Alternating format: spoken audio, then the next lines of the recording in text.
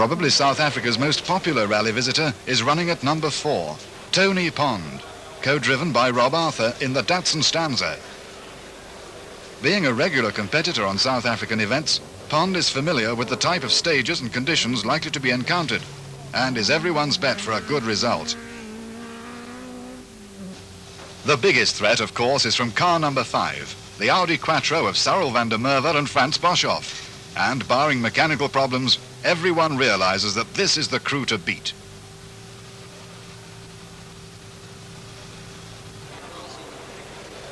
Providing excellent support is the second team Quattro at number 7 in the capable hands of Jeff Mortimer and Spotty Woodhead. Splitting them at 6 is the immaculate Opel Manta of Jockey Kleit, who is in a confident mood prior to the start. Scrutineering is well attended by dozens of enthusiastic spectators and team supporters, one of whom perhaps could be a future champion if he can only overcome his shyness.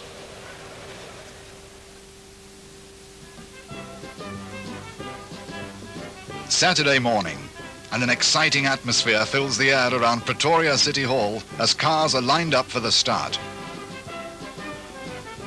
Competitors and officials alike try to relax as the countdown for the start begins, knowing there are 4 days of intense competition ahead.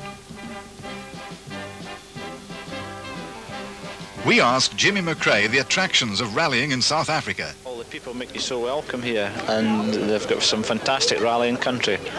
Especially this rally down in Swaziland. I mean, there's miles and miles of beautiful forest stages. And they're also, hoping to get World Championship status. And, I think they really deserve it. And I would like to come next year if they do get it. Your track record on this event isn't particularly impressive. How do you think you're going to fare this year? Well, I think third time lucky. We've retired the last 2 years with cylinder head gaskets down in Swaziland and peat relief, the same area. So we're hoping this year that we'll get past that. Rob Arthur, you're co-driver for Tony Pond. You and Tony travel to South Africa quite frequently to compete here. What's your opinion of local events? They're quite good generally. This event in particular seems to be quite well organised. The quality of paperwork is good, and the stages will be arrowed, which is quite a novelty for the South African events. They've tried very hard. They're going for a World Championship status. They've got FISA observers here, and I think, in general terms, the organisation's been switched on. Excellent. Now, this year, for the first time, the organisers have introduced a form of practice on the event. That's How right. do you think this has gone down? Well, the intention of it was a convoy practice, which is essentially a once over the stages. It gives competitors with the ability to make pace notes the opportunity to note each of the stages that they were convoying. The danger of that, obviously, is that the first time you check those notes, you're checking them at rally speed, which tends to get a bit exciting. The Parliament Building, overlooking the beautiful city and rolling hills of Pretoria. Only 3 miles away from this, the seat of South African government, are a group of tarmac spectator stages. And whilst they form only a small percentage of the overall competitive mileage, competition is keen from the word go.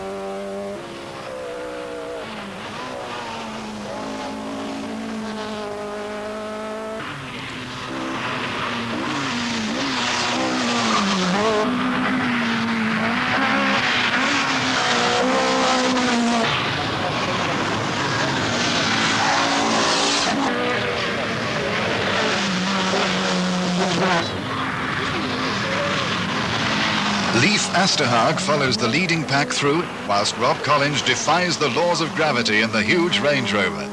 But this is nothing compared to the fun in store 2 stages later, with an oily surface catching everyone out.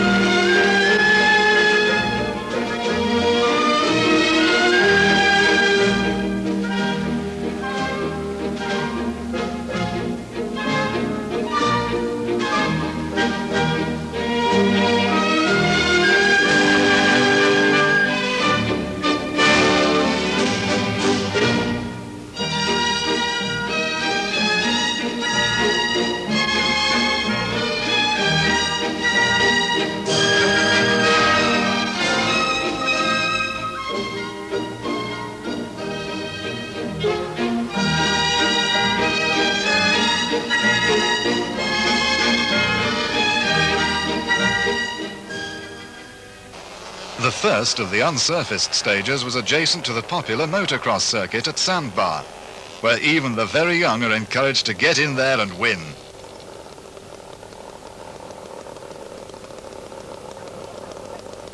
The stage had been ploughed out of the virgin veldt only a short time beforehand, the route snaking its way across the flat, dry grassland. Although first on the road, McRae is not in the lead. He was one of the spinners on stage 3, losing valuable time. Auricola is as aggressive as ever, as is Pond, but it's Van der Merwe's Quattro that has already opened up a lead, one that he'll probably extend now the rally is on the loose stages.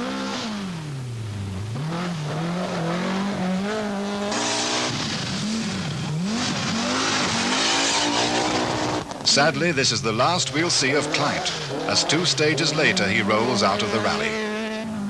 Hannes Grobler, who finished 3rd on last year's Castrol, is already putting in a respectable performance in the second works Datsun stanza, although he's not quite on the pace of the leaders.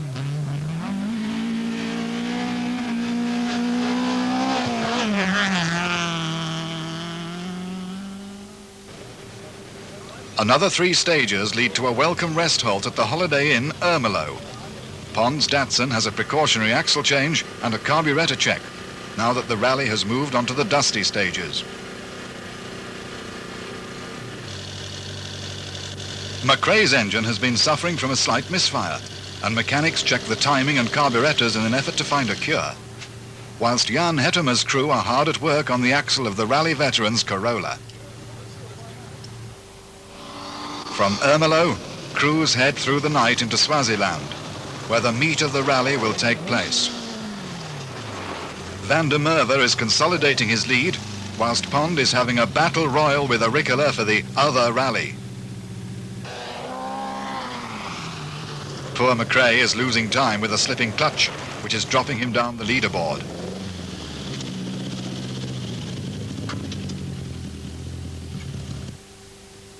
The Forester's Arms, Swaziland, 5:30 in the morning, and crews stop for a welcome meal and the chance to snatch a couple of hours' sleep.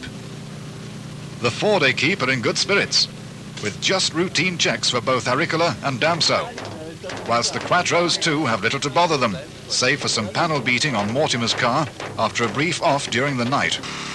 Pond's Datsun is running well and holds 2nd place, but has a precautionary gearbox change. A regular Datsun